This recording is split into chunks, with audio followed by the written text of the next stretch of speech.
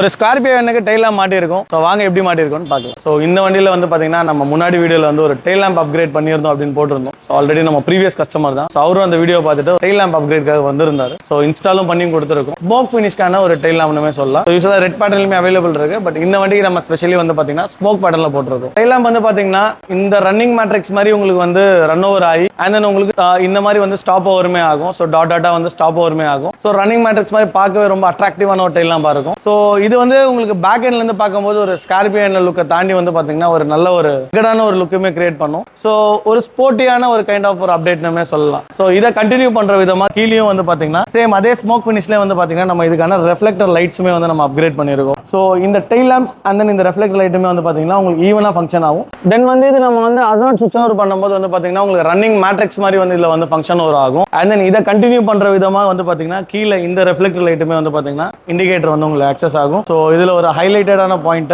நம்ம வந்து break apply பண்ணும்போது உங்களுக்கு ஆட்டோமேட்டிக்கா பிரைடன் ஆகும். ஸோ அந்த சென்டர் மீடியால இருக்கக்கூடிய அந்த லைட்ஸ் வந்து பாத்தீங்கன்னா உங்களுக்கு பிரைடனுமே ஆகும். ஆப்வியஸா சேம் அதே பேட்டர்ன் தான் வந்து பாத்தீங்கன்னா கீழே இருக்க ரெஃப்ளெக்டருமே ஆகும்.